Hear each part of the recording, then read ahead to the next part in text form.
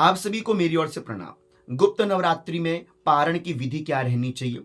हम पारण अष्टमी में करें अथवा नवमी में करें, क्या रहता है पारण का उपाक्रम, यह सब कुछ जानते हैं आज के इस वीडियो में। आप सभी जुड़े हैं सनातन धर्म गिरीशानंद शास्त्री यूट्यूब चैनल के साथ।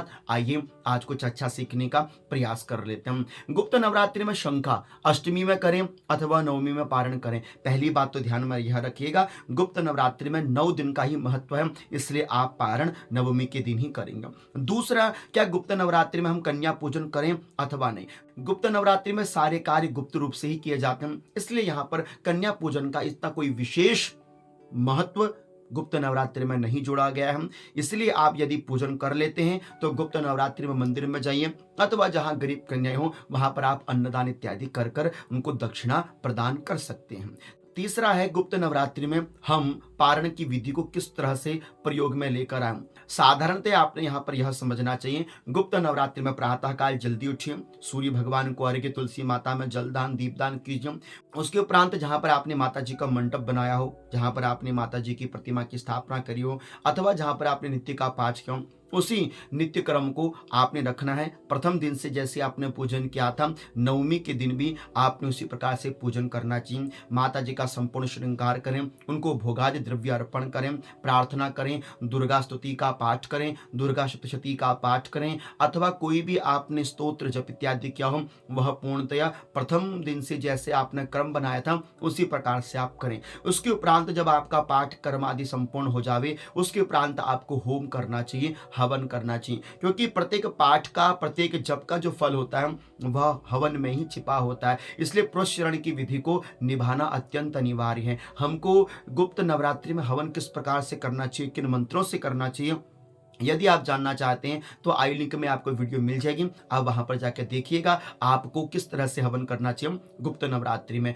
गुप्त नवरात्रि में नवमी के दिन ही सारा कार्य संपन्न करना चाहिए। रात्रि का प्रयोग भी आप इसमें कर सकते हैं, रात्रि के समय भी आप इसमें पाठ कर सकते हैं, किंतु आपने जो भी उत्सर्जन विसर्जन अथवा जो पारण होता है वह प्रातः कालीन वेला में ही संपन्न करना चाहिए। इस प्रकार माँ जगदम्बा जी से क्षमा याचना करें, उसके उपरांत चावल हाथ में लीजिए और गच्छ गच्छ सुरश्रेष्ठम स्वस्थाने परमेश्वर यत्र ब्रह्मादयो देव तत्र गच्छम हुतासनम यान्ति देवगणाः सर्वे पूजामादाय मामिकीं इष्ट काम सिद्ध्यर्थम पुनरागमनाय च। चावल सब देवी देवताओं के ऊपर, नवग्रहों के ऊपर, कलश देवता के ऊपर छोड़ दीजिए। यह विसर्जन की प्रक्रिया कहलाती है। देवताओं को देवताओं के लोक भेजा जाता है। इस प्रकार अपनी चौकी को हिला लीजिएगा और जो कलश देवता है नारियल को उठाकर आप किसी भी स्त्री की गोद में भर सकते हैं। दूसरा, जिनको संतति नहीं होती यह नारियल भी उनको दिया जा सकता है। तीसरा, इस नारियल को आप अपने व्यापार स्थली में, कार्यस्थली में अथवा देव मंदिर में भी स्थापित करके रख सकते हैं।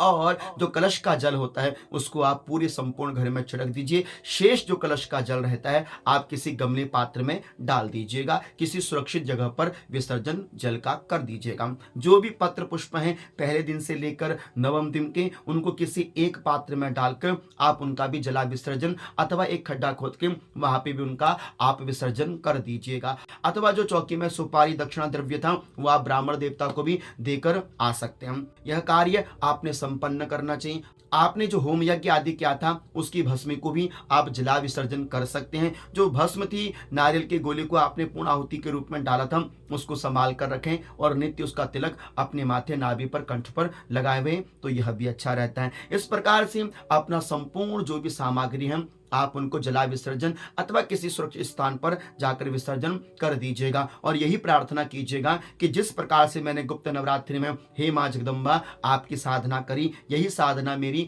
कर्म से चलती रही, आपका आशीर्वाद मुझे प्राप्त होता रहे। ब्राह्मणों को द्रव्य दक्षिणा इत्यादि दान अवश्य कीजिएगा। यह कर्म करना चाहिए गुप्त नवरात्रि में। किसी भी प्रकार का कोई दिखावा ना हो, साधना प्रकट नहीं होनी चाहिए, किस मंत्र का जप किया था यह प्रकट रूप में नहीं आना चाहिए, इसलिए का नाम है गुप्त। सारे कार्य गुप्त नवरात्रि में गुप्त रूप से ही करने चाहिए। आशा करता हूं कि जानकारी आपको अच्छी लगी होगी। जुड़ना चाहते हैं इंस्टाग्राम पर फॉलो कर लीजिएगा। आप सभी को अपनी ओर से प्रणाम वंदन करता हूं। हर हर महादेव।